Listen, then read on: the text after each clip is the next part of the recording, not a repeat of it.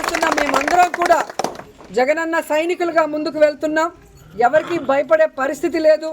ఎందుకంటే వైఎస్ఆర్ కాంగ్రెస్ పార్టీలో మేము ఎవరు తప్పు చేయలేదు. 5 ఏళ్ళు కూడా ప్రజలకి మంచే చేశాం. నియోజకవర్గాలన్నీ అభివృద్ధి చేశాం. ఈరోజు మీరు మోసంతో అధికారంలోకి వచ్చారు. ఈవీఎంలు మ్యానిపులేట్ చేసి వచ్చారు. ఏ విధంగా సూపర్ 6లు అంటూ ప్రజల్ని మోసం చేసి వచ్చారు. మీరు సిగ్గుపడాలి, మేము సిగ్గుపడాల్సిన అవసరం లేదు. కానీ ఈరోజు టీడీపీ వాళ్ళని హెచ్చరిస్తున్నాం, ఇలాంటి పనికిమాలిన కార్యక్రమాలు మరొకసారి చేస్తే సహించేది లేదు. అధికారంలోకి వచ్చారు, హనీమూన్ పీరియడ్ కదా, 1 ఇయర్ మాకు ఇవ్వండి అంటారనే సైలెంట్గా ఉన్నాం.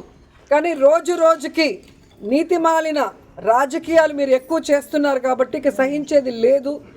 మేము మా వాళ్ళకి ఎవరికి ప్రాబ్లం చేసినా కూడా ఒక యూనిటీగా మిమ్మల్ని ఎదుర్కొంటామని కూడా ఈ సందర్భంగా తెలియజేసుకుంటున్నాం.